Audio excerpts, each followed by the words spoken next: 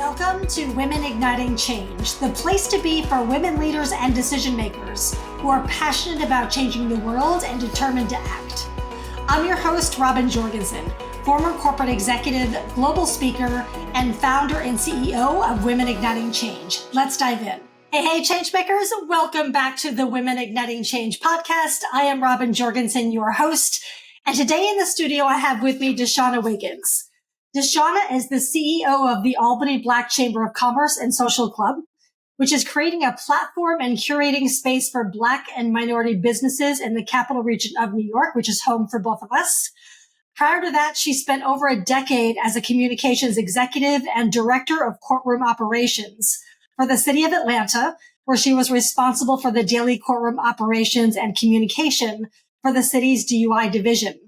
She's won numerous awards and most recently was nominated and into the Power 50 list for the Albany Business Review. So Deshanna, congratulations on that. Thank you. That's incredible.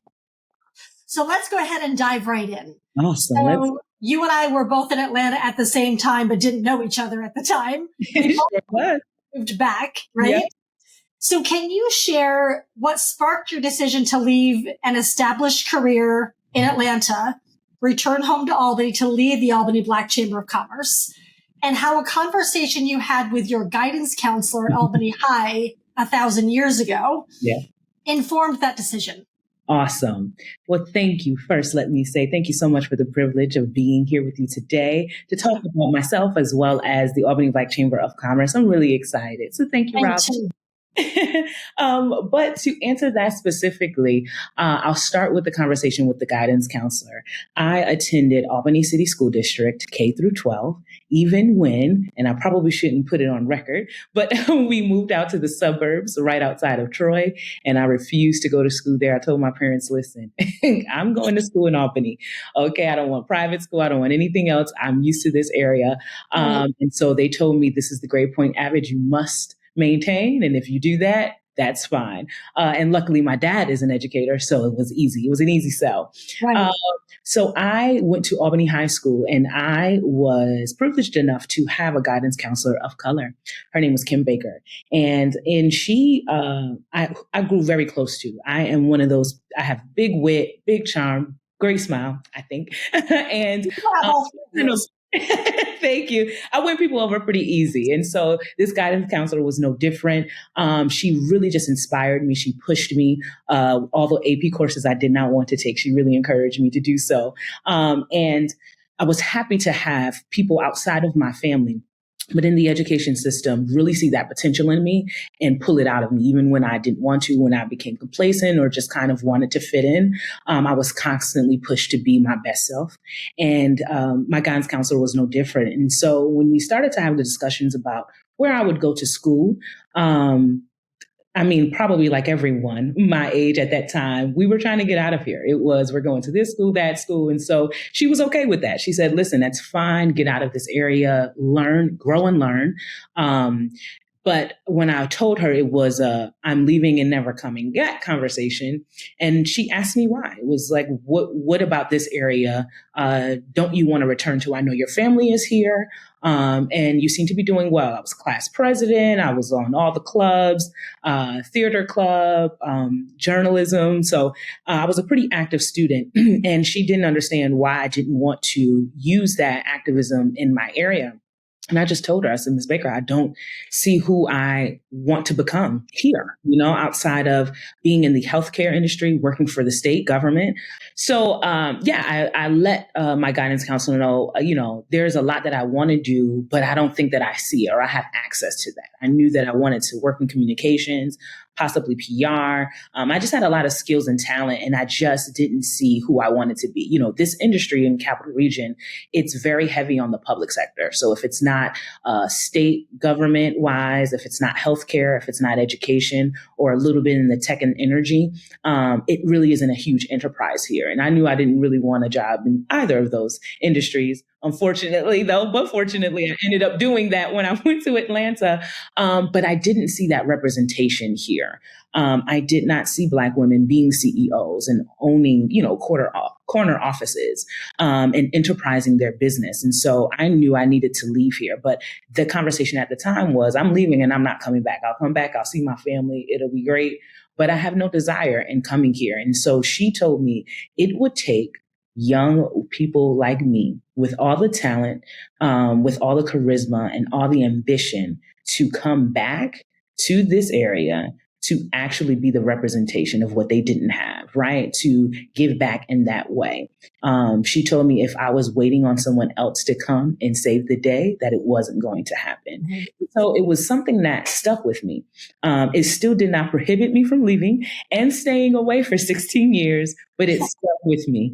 And it stuck with me in a way that I knew once I left here that my journey would have to lead me back to this area so that I could do the very thing that I'm privileged to do today, which is to lead this Chamber of Commerce and Social Club.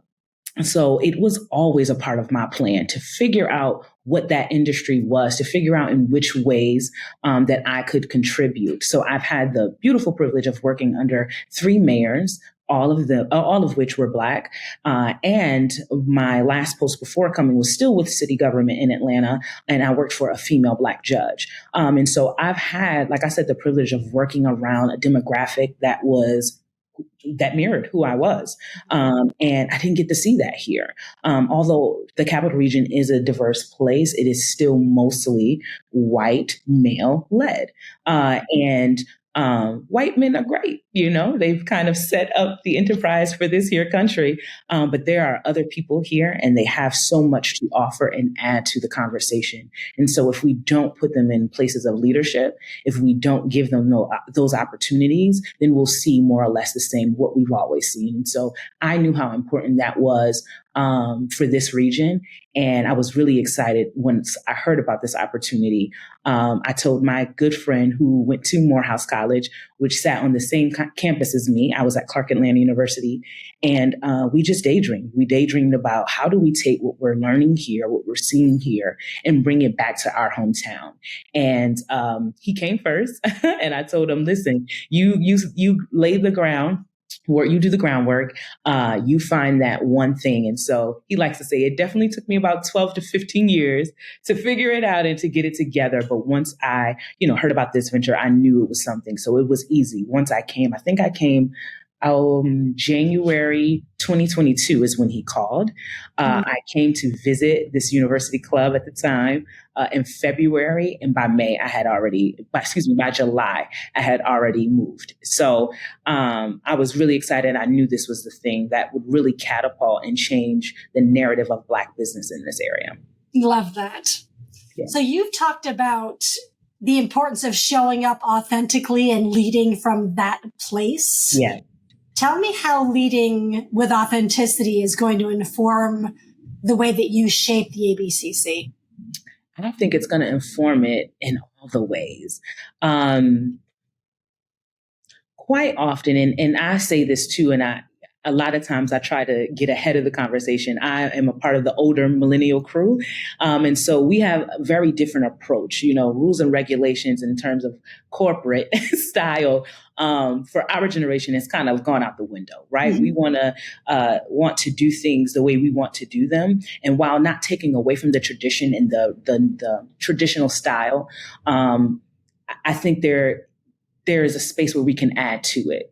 And I had, again, a privilege of working for 3 Black mayors, and where you would think things would be buttoned up. Atlanta is the hub of entertainment and music and movies. So I kind of had, mixes with those type of industries. And so it was a little relaxed with the style of still running the city, right? And I knew that in order to really be effective, people want to know who you are. They don't want a copycat of what they've seen. They don't want you to be another version of who already exists. And luckily for me, I've always been very comfortable being myself. I was raising a blended family. And so I was what I like to think the star of the show all the time. And so it was very natural for me to just have the mindset of just be the leader, be who you are. And I just always knew that staying authentic to that would lend the results. If I'm here trying to be a leader that I saw in Atlanta or trying to replicate everything that they've done, then I'm going to miss the mark. I have the privilege of being from this area, so I understand the culture here. I understand the neighborhood and the environment. I know what's missing. I know what it has. But then I've also had the privilege of seeing other enterprises in different cities. Mm-hmm. I think if I try to not work from those lenses, if I don't pull those two things together and match it with my personality and be me, then it defeats the purpose, right? So use everything that you have, the way that you have it, to your best advantage. Yeah, and I think, you showing up authentically gives others permission to do the same. Absolutely, absolutely. And I have been in several rooms where I literally just ended a meeting today where a very powerful banking industry leader, said, "You are incredibly contagious. Like, it's just something about you, right? Like, I want to come back. I want to hear more. I want to learn more." And I think that is, the impression that I want to leave. When people want to engage with you and know who you are and know what you have going on, that keeps them coming back. It keeps them wanting to learn more and be activated more. And so luckily, I was just blessed with all the things to be able to do that and still learning, along the way. What I love about myself is that I am open. I am open to being corrected, lovingly corrected. I am open to, I call myself a sponge. I take in all the information. I, eat the meat, spit out the bones, right? So I take what works for me and what I know will work for this organization in setting it up, and I use it. Mm-hmm. So you've said that you want the ABCC, I love this so much, to be a place of action for entrepreneurs to level up their businesses, for professionals to attend networking events, and a social club where people can gather over food, music, art, and conversation. Yeah. Why is that unique combination so important? Because it doesn't exist. It doesn't exist in this region. And it's the very thing that everyone asks for, right? When health professionals come to this area because they're recruited by our top hospitals, or professors are recruited to come and teach in our areas, they say, well, where do you all go to have a good time? Like, where do you eat? Where are the people hanging out? Where do I go meet? Single people. I mean, singlehood is a huge percentage right now. So they're like, where do you go and meet people? What do you do? Right. And with the exception of the restaurants here, there's the mall, which we know is a dying entity. There isn't any cultural club for us. When I came back home, and even before then, but now I'm paying more attention, there are several VFW posts, none of which are Black owned. There are every cultural club, Italian community club over in Troy, the Jewish club, I believe that's in Colony. There's every cultural club. There has never been anything that has existed for us. And so it is really important when you think about business and how people get together to do business. They do that on the golf course. They do that over a meal. They do that when they're being social. Our culture and our demographic of folks as well often don't align themselves in business with others unless they feel comfortable. So if there's no environment created for that, then everyone is working in silos. So if you're in an environment where you are not comfortable, right? If you are, there's a lot of entities that exist here, and I hear it all the time, like, well, we have this going on, right? We have these social clubs and we have these groups. And when I walk in the room and I'm the only one, that's a problem, right? It's a problem because people want to be in spaces with other people that look like them. Of course, we have the same interest, right? Our health, our family, our money. Those are big topics, and we want to make sure that we are in control of that as much as possible and can protect that. But it's a difference when you're the only person of color there, because then the conversation gets a little different. You're answering on behalf of your race versus on behalf of you, your business. And so I think a lot of times, if those environments aren't created, then that's when we have issues.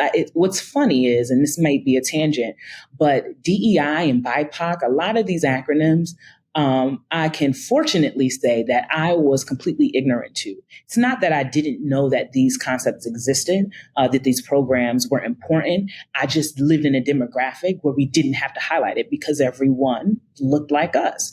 Right. The special privilege to have, right? And especially as a Black woman, because we don't normally have that. So coming to a space where every single organization, whether nonprofit, corporate, government, everyone has this DEI division and this BIPOC division, and it's full of people of color. And I'm like, I don't think that that's literally what it should be meant for. We understand what it's like to be diverse.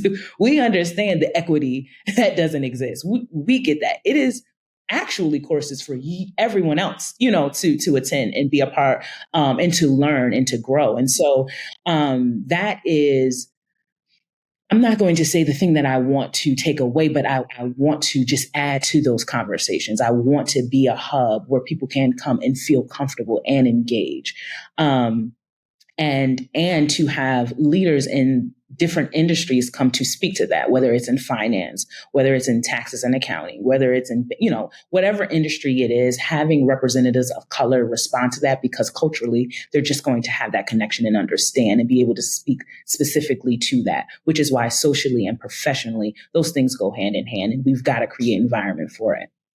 Yeah. So you've talked about how you want to extend opportunity over charity. Can you share a little bit more about that?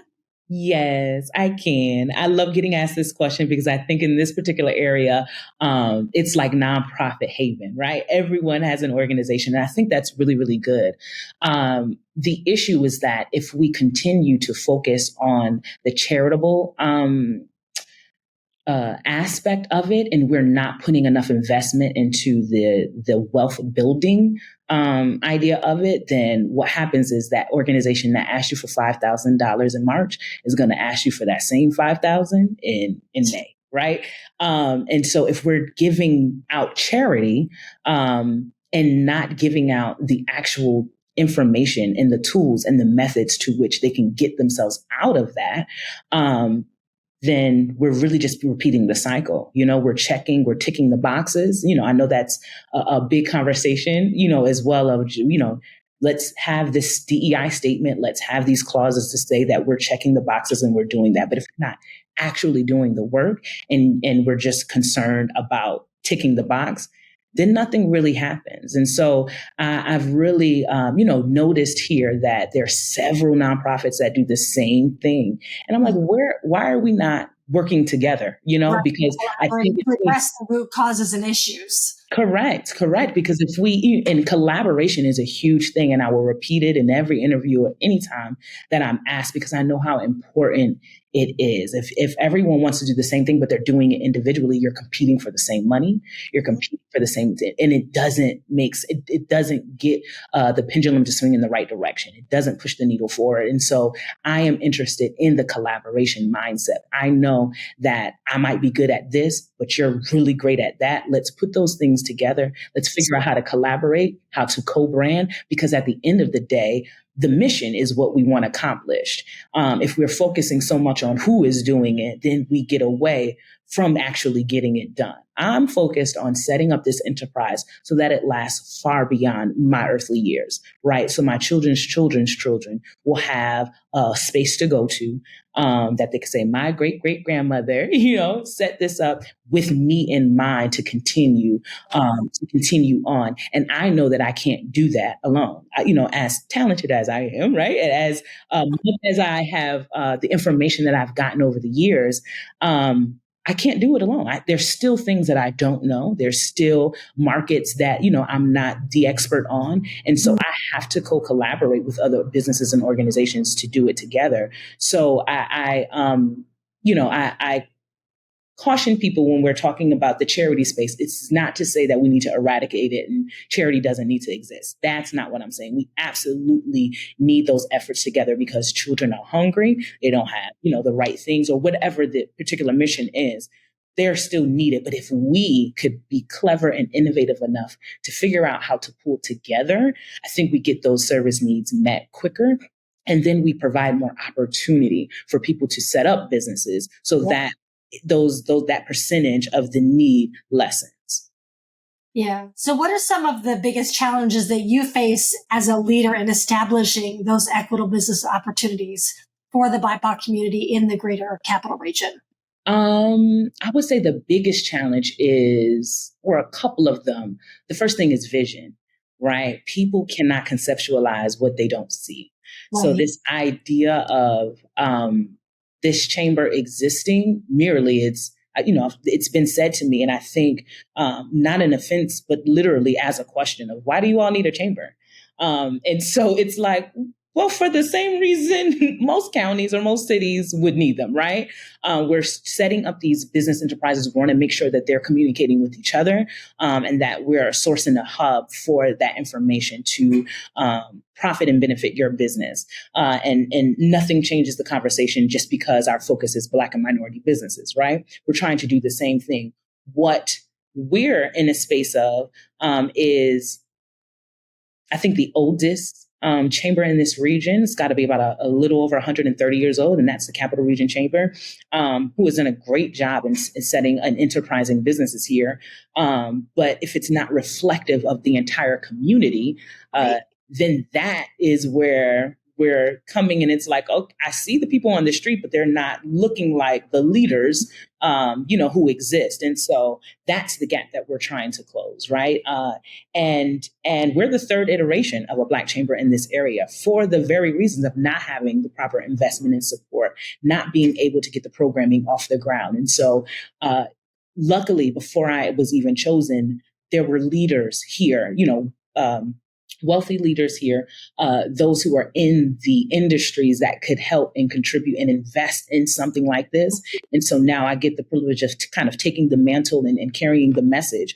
But it is important because this area is not going to survive without diversity really being on the forefront, without Black and brown businesses being able to thrive. When you look at other countries, you're seeing that demographic change, right? I was just talking to friends of mine who are over in Dubai, and they're living full time. And I'm like, who would have thought that Black people would just be in Dubai?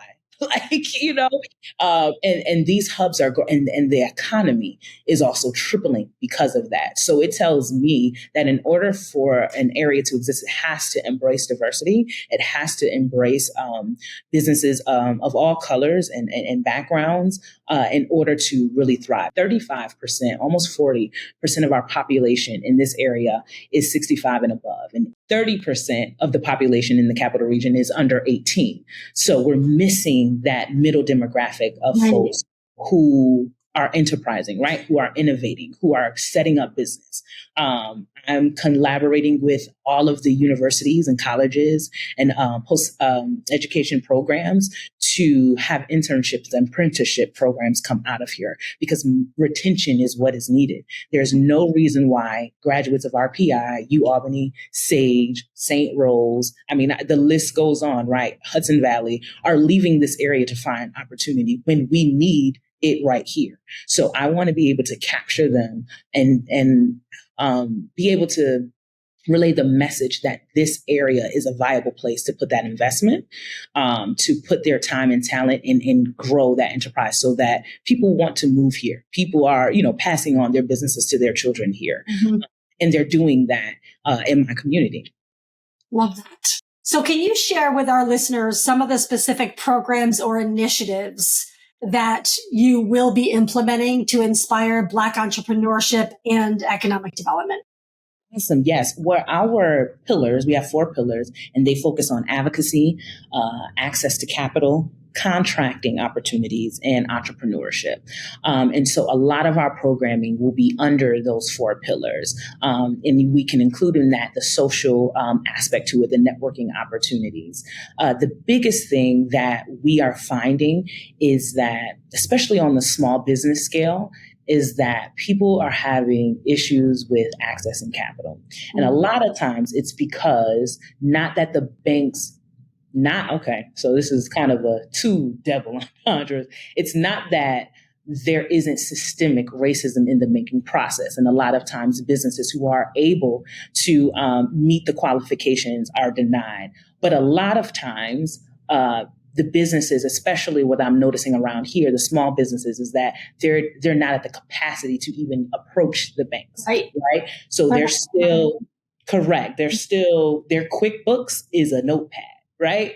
Which works, right? However, when you're asked specific information, it's difficult to be able to keep that and have record of that. And so we're having our small businesses here, they're starting from the ground up, right? They're still working full time, sometimes 2 jobs in order to actually get their business off the ground. So when you're doing that, you don't have the space or the capacity to really take the time to learn and be a part of your chambers or be a part of the business organizations that can kind of help you. And so I'm getting the questions. I need some money. I need some money. Grants, loans, whatever it is. I need capital because I have the talent to do this. And I really want to turn it into a business.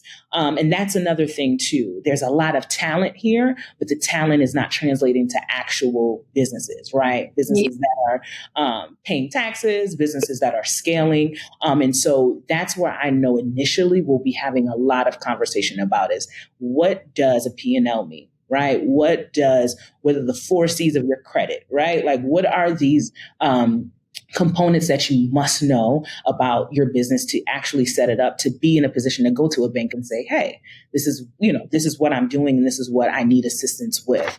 A lot of the bankers that I've been talking to say, yeah, we really want to help. The ideas are great. They're just not ready yet. And so I want to make sure on our small business scale that we're able to provide that information, that knowledge through workshops, through paneling, through seminars, through our incubation, cohort that we'll be creating through our accelerating programs. We're going to really set up a lot of different, depending on where you are in business, right? Which is I have an idea and I want to turn it into a business to I've been in business for several years, but I can't seem to get over this hunch. Yeah. And so I want to be able to have programming that will speak to wherever our business owners are now and be able to scale them up.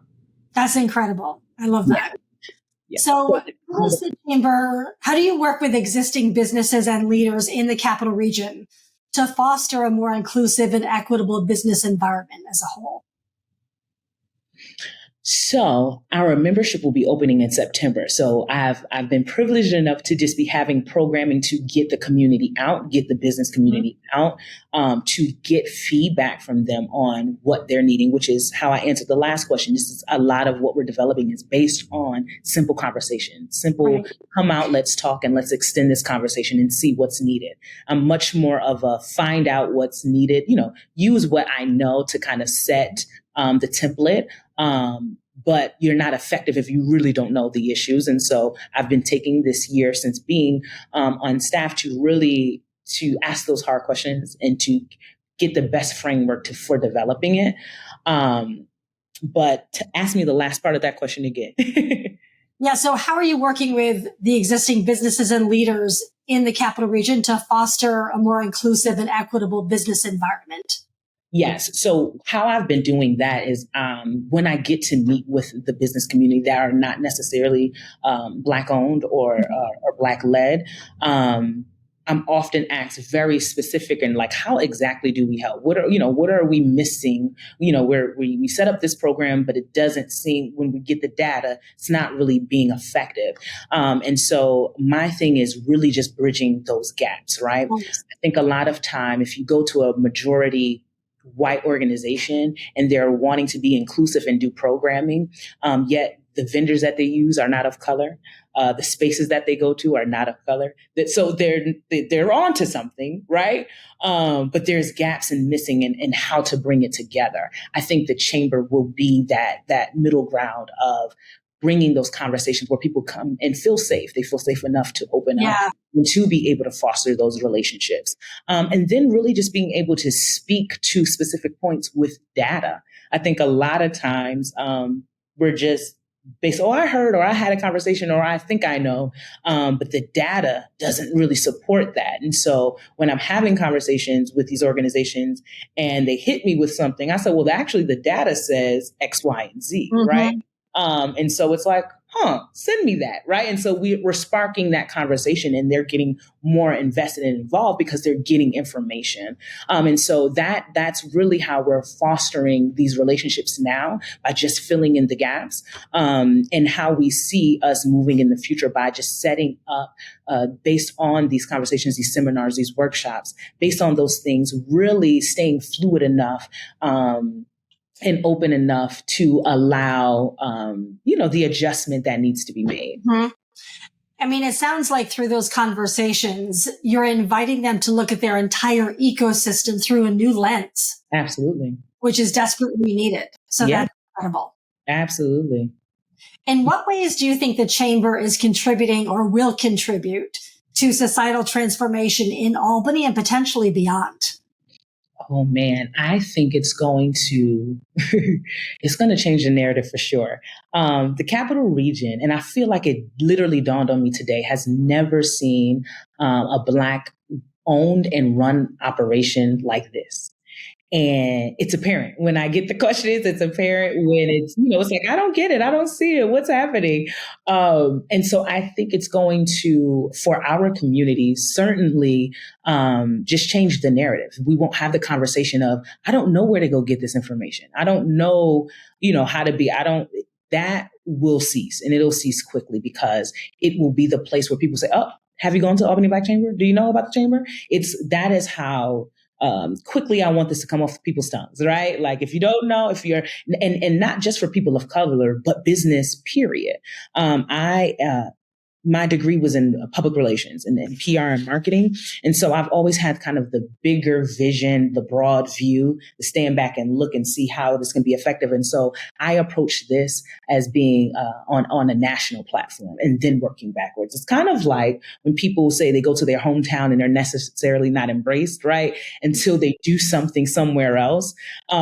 I did the things other places. I was in support roles there. Now, as a leader here, I have been fully embraced, I will say, by my hometown. However, I understand that in order to make the organizations or businesses here that may not get it understand, is to get national collaboration, right? National attention. And then that way it's like, okay, I don't know what they're doing, but they're doing something. How do we get involved? Right. Yeah. So that's what I'm doing. We had meetings with the Legislative Black Caucus a couple of months ago. And they were very active in the building when it was the University Club. And so they're like, oh, if this opportunity for us to stay here, to host our meetings here still exists, we're open to it. I've had conversation with bigger brands who are looking to expand their footprints in different cities. And this is the Capital Region. And that's really the biggest point I like to make, is that New York City is often the famed New York City that people think is where the action happening. But anything that happens as it relates to the state literally happens about 20 steps away from it, right? The business of New York happens in Albany. Yeah. And when you come here, you don't necessarily know that or even feel that. And I want to make sure that when people come to this region, Black, white, or otherwise, they know that this is the capital. They know that this is a place that you would want to come to live, work, play, raise a family, and that there is a future here. A future that that they don't feel like they need to run from. They don't have, to get away, to I can't have that success because this demographic is X, Y, or Z, right? It's not this, it's not that. And I'm not necessarily looking to be a copycat of any other city, but I think there's so much we can learn from those cities and incorporate in our culture here. And so, I've always seen this as a national entity. And I know that I know that the work that we'll do here will bring those collaborations about. And, it will be the start of conversations. It will end a lot of what doesn't exist. And it'll start to be with, you have to go there or you have to connect in order to do anything in the city. I'm going to be bold enough to say that. Oh, I love that. So as you said, you're creating a pretty high national standard in your vision for the Albany Black Chamber of Commerce. What are some of the core principles or strategies that you believe other organizations can learn from what you are doing? I think the biggest thing is to think as big as you can, right? And then work your plan back from that. Let's engineer it from there. Yeah, and you engineer it from there. So what is your wildest dream? I had a conversation with BFG's CEO, Jack King Hoke, which was my friend. We grew up together. And one of the points he said very early on, and I was just like, okay, that's a lofty goal. But when I thought about it, especially with my vantage point being in Atlanta, working for the city and seeing it happen, he said, I want 100 Black millionaires making $100 million by the time we're done with this. And I said, okay, that sounds very lofty and that sounds quite high. But when you think about it, it's still not maybe 10 or 20% of the $64 billion that comes through this region every year. Right. So it's still not even comparable to that. So it's like, no, that actually is possible, so that's been kind of our benchmark, that we're going to stand up these businesses so that they can stand up other businesses and we create that entire ecosystem. So I would tell any organization to think as big as you can and to collaborate. We have to work together. This does not work. And that's across the racial divide, that's across industry divide. We have what we need. We've just got to do it together. When we talk about folks getting nervous, right? If I give you a piece of my pie, then I have less pie. Right. The thing about that is that you're assuming that I want your cherry pie, and I hate cherries. I like strawberry rhubarb. Okay. I want that pie. I love sweet potato pie. Like, we don't have to have the same pie, but we get the opportunity to create more pies so that I'm not taking anything from you. You're investing in me, standing me up so that you can have more of what you like and I can get more of what I like. That is the mindset that I would love to see in this region and for it to catch like wildfire, because once it does, it will be very easy for things to, the barriers of entry of business will be lessened if we really collaborate. So have big vision and collaborate with each other to reach those goals. Incredible. So how do you measure the success of the chamber? What are some of the key indicators that will tell you the organization is making a difference? Once I open this membership and people are flooding in here because they know they need it, and not just right at its opening and inception, but every year our numbers are increasing, right? With the exception of another national pandemic or anything, global rather, pandemic. Or epidemic or anything like that, I want to see our membership increasing. What I know and why the social component is so important is that we do things that we admire in other people. So if my friend is doing well in business and I want to start something, what are you doing? Because it seems to be working for you, right? And so it catches on like that. That social vouch goes such a long way. And so I know to be able to measure that is by increased membership. But then also the successes of our members, our member businesses, right? When they said, I started here, but in 13 months or 18 months or however long, I'm now here and now I'm creating opportunity for the next person. That's, again, my whole goal is you stand it up, but we've got to make this thing reciprocal. We've got to make this thing ecosystem. So now that you're set up, you're handing on that information and knowledge to someone under you, someone in a different city who may be looking to expand their business, but that information is traveling and it's trickling. So that's what I believe will be our basic measurement in terms of, recording our success for the first couple of years. I love that. So in your opinion, how can we as a society, Capital Region or nationally, better support and encourage BIPOC entrepreneurship on a larger scale? Invest in it, right? Mm-hmm. And when I say invest in it, yes, your time, your talent, and your treasure. It is not easy. I'm in a 40,000 square foot building, Robin, as you see. It is a lot we're trying to do, and it is a lot we're trying to accomplish.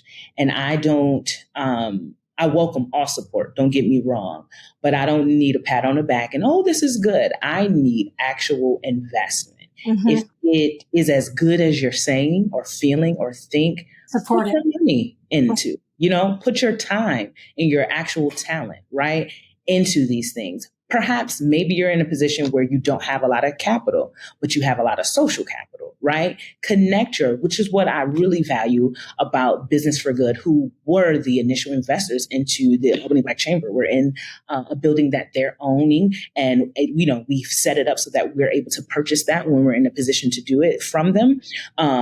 But they didn't owe us anything. They thought, they would have supported programming, but they really wanted to start us off strong. Right. So to purchase a building and to put the entire organization in that building, that's investment, right? And to say, in what other ways we can support you, and not just doing that, but when the co-founders say, hey, I know someone who's in this industry who can help you with your audio visual, or I know someone who can do your security, or I know.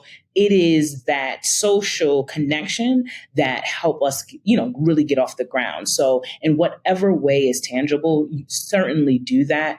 But investment is the biggest piece. We've got the time, we've got the talent. But unfortunately, due to systemic racism and various other things, we're unable to get across that threshold. So a lot of times capital is certainly necessary to get us there. So certain investment. Got it. So as a female leader in this space, what advice would you give to other Black women looking to make a significant social impact in their own communities, like you are? Remain authentic and true to your passion. I think that is what has worked so well for me, is that I'm doing the work that I didn't know I wanted to do, but I'm having the effect and I'm creating the relationships that I absolutely always wanted to. Right. And so while I was talking to that guidance counselor at, 15 years old, 16 years old, I didn't know what I wanted to be, but I knew the impact that I wanted to have. And so this is now the vehicle for me to do it in this phase of my life. And so I think when you chase that passion and when you set yourself up to be kind of the expert matter in what that is, you do yourself a great service in the long term. So a lot of us work jobs we don't really like, we don't care for, but we have to make a living. But I say, if you can make a living doing the thing you're most passionate about, it's going to speak for itself. It's going to do the work itself. You have to do the work, but it will be much easier, and it will have more impact for you and for others if you do that. So follow that thing that speaks to you. And then also, don't be afraid to be in the room. Don't be afraid to be in the room. Again, these are conversations I'm having now, and I hear it so much with people where it's like, oh, I decided to do this, or I changed that, or because I wanted to make sure I wasn't singled out. I had wonderful parents who allowed me to be all of me, right? Loud, boisterous, witty, whatever it was, they allowed that. And I went to school in an environment that allowed that, and so I had, again, the privilege of being raised in that environment. I think it works for me now, because when I'm the only Black female CEO in a sea of meetings that are with white men, right. Yes, I notice the difference. But I'm so authentically myself, and I know what I'm speaking about because I'm passionate and I've done the work. I know who I'm trying to assist and help. And I don't allow me being all of who I am to be a detractor, right? I know a lot of times, especially Black women, we feel like we need to change our hair. We need to do, these things to just fit in and not stick. I'm okay with sticking out. Like, I really, really am. And that may not be everyone's deal. And I understand that. But if you could learn to be okay with that, because if you're not okay with it, they won't be. Right? If you're not comfortable being yourself, then they will constantly be on well, maybe you should. I don't think I leave space for anyone to tell me to change my hair. I don't leave space for that. I change it every few weeks because that's me.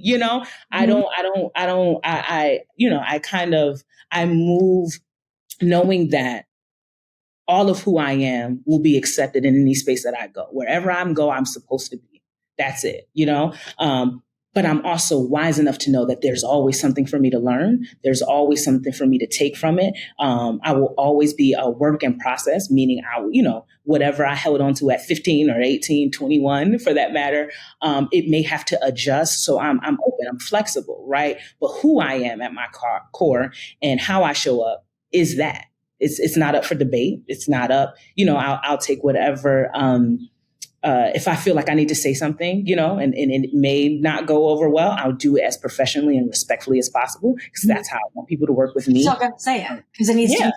But it will be said, and I think so often we've been in these environments where it's uncomfortable to do that. You don't want the backlash of what will happen. I think I've had the very specific life that I've had being around Black leaders, literally my entire professional career, certainly, and then in even my own familial environment when I lived in this area. So I've never worried about, I might not be, I'm going to be a Black woman to the day I die. There's nothing we could do about that, right? So there's no point in trying to hide that, diminish it. No, I'm going to celebrate it and praise it, in any room. And so my biggest thing, to folks is to really stay authentic and be okay with being who you are in each room, right? Understand and navigate the conversation to get the result that you want, and not maybe to always appease your emotions. Because I think a lot of times, especially Black folks, Black women, we are marginalized, but because of that, we speak from our frustration, we speak from our emotion, and I think that is important, but it can get lost if you're in the boardroom meeting and you're not staying on task with where that conversation is going. Mm-hmm. So this is, again, be all of who you are, be fiery, be all of that, but make sure you're channeling in that in the conversation where it can be accepted and effective, because the whole point is, again, to get to the next point. Yes, people may, hear your heart, but if it's not pressuring them or if it's not landing on them to change their behavior, then we've just missed the mark, Yeah. What do you think are some of the most important skills or attributes for leading an organization focused on social change? The biggest things I would say is visionary. I'm probably going to repeat a lot of the same things because it's literally what I'm going through. But being a visionary and in that understanding where your weaknesses are. Because again, you can know a particular thing, but there's so many different things that affect that, right? Case in point, we are a C3, a C6, and a C7. We have a foundation, we have the chamber, and we have the social club. And so there's specific things in each entity that I'm good at, but I have a board of advisors for each of those entities that can advise on, okay, this is how this needs to go. Don't, forget this, and so things like that, where you're, what you know, but you may not know the whole process to get you there successfully. I say, make sure that collaboration. So have the vision, have the big vision for sure. But the second thing would be being open to collaboration. And being open to collaboration across those color lines. Of course, my goal is to promote Black and brown business, which I will. But I understand that the state of that here in this region may not have the access and the entry to what we ultimately need. So I'll have to cross that racial divide and incorporate those organizations and businesses. My goal is to shape this region. And I can't do that just being focused on Black business. I have to be focused on all business, right? Mm-hmm. And so figuring out how do I get my win and how do I elevate this company to work with me and also get their win. So I always like to have three. What did I say? Visionary. I said collaboration, and what's the last one? Ask me the question one more time because it's going to come to me then. Yeah. Important skills or attributes for leading an organization that is focused on social change. Skills. So important skill for me, and I've learned, and I'm so glad I learned it early, is listening. I don't think we That's talk a really about good it. one. People listen to respond. People do not listen to actually take the information and process it and counter at that point. I came here with law and then we're going to do this and this and this. And then when I realized, actually, they don't need this. They have that, they don't. So if I'm constantly just responding because I'm trying to hit my points, I'm not actively listening. And as a leader, I think that's the most powerful thing you can do is to really listen to those issues, and collaborate with them. Going back to that, collaborate with the staff and with the community and with whomever else is affected by what you're doing to really find the best course of action to take. But that has served me very well. It's just by listening to my advisors, to the business owners, to the community about what's missing, what's needed. And it's up to me to kind of formulate the structure to meet those needs, but actively listening instead of just being ready with stats and responding. Yeah. Mm-hmm. Deshanna, thank you so much. This has been an absolute joy. So for our listeners, we will have a link to the chamber membership, which will be opening up soon, and Deshanna's information in the show notes. And we will see you back here next time. Take care, everybody. Thank you so much for listening to Women Igniting Change. I know creating change matters to you. If you enjoy what we talk about on the show, please take one action today and share it with someone who could benefit from listening. Until next time, keep standing up and speaking out for what matters.